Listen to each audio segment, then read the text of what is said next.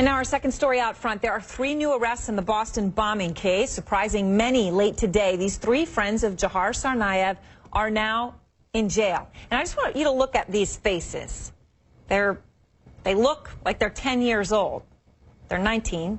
They're very young. 2 of the friends pictured here, we're going to show you, are with Dzhokhar in Times Square, so you can see them. We're going to zoom right in so you can see their faces with Dzhokhar. Diaz Kuderbayev in the center and Azamat Tazyakov on the left. They're both 19. They're from Kazakhstan, and they were in this country on student visas. Now, the third friend shown here is Robel Filipos. He's an American citizen, also 19. According to the complaints filed against them today, the 3 friends went to Dzhokhar Tsarnaev's dorm room after the bombings. At that time, in the room, they noticed a backpack that was filled with fireworks that had been, according to the complaint, quote, emptied of gunpowder. Now, the complaint, and there were 2 here, allege that the 3 young men then took that backpack and went back to Tazyakov and Kuderbayev's home. It was there that Filipos told authorities that Tazyakov, quote, started to freak out because it became clear from a CNN report that we were watching that Dzhokhar was one of the Boston Marathon bombers. That caused a big debate. Again, according to Filipos, in his complaint, the 3, quote, had a discussion about what to do with the backpacks and fireworks. And according to Kuderbayev, they then collectively decided to take the backpack and the fireworks and throw them into the trash because they didn't want Tsarnaev to get into trouble. Brian Todd is outside the courthouse in Boston. Now, Brian, cameras were not allowed inside the court today. We had, obviously, producers, reporters who saw the suspects. How did they appear?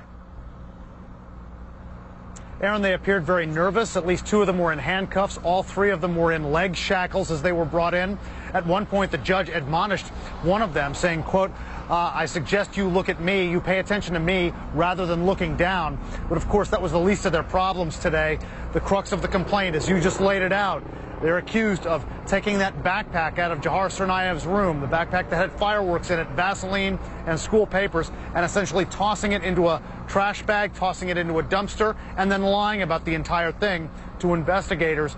Their attorneys have said this afternoon that they did not knowingly lie, that they didn't make misstatements, that they didn't know any of that stuff was evidence in an investigation. They look forward to litigating this in court, Aaron.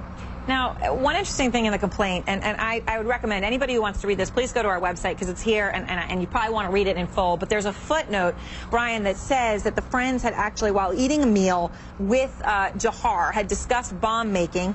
And at that 1 month prior to the marathon bombing, I'm reading from the footnote here on page 11, Dzhokhar explained to them that he knew how to make a bomb. What do you make of that? That's right.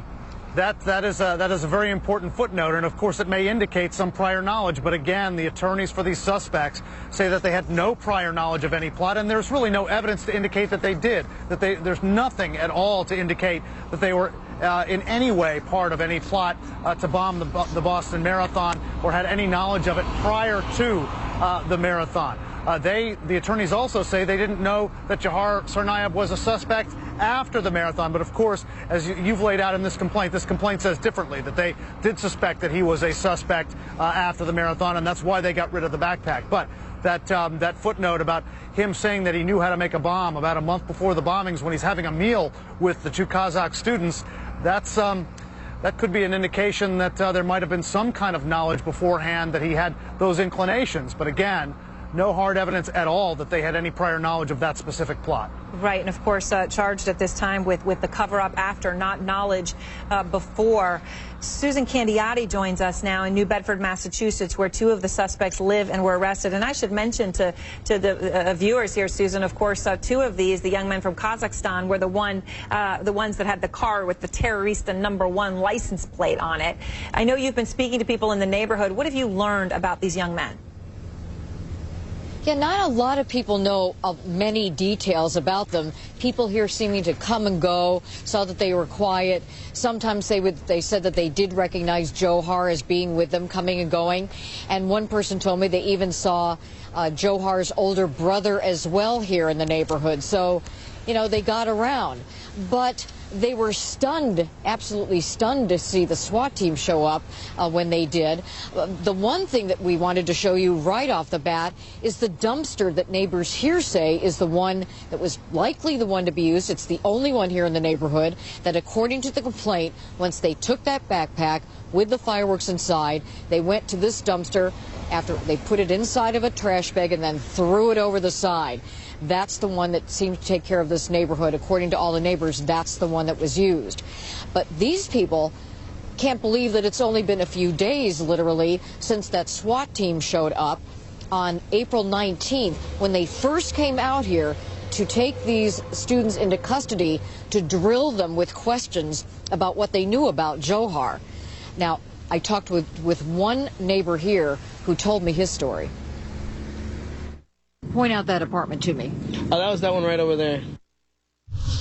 What happened when the FBI appeared on the scene that night and other police? When they picked them out of the house, when they came out of the apartment, then what happened? They made them strip, you know, down to their skivvies, and they ordered them to walk backwards to the car and then get on their knees.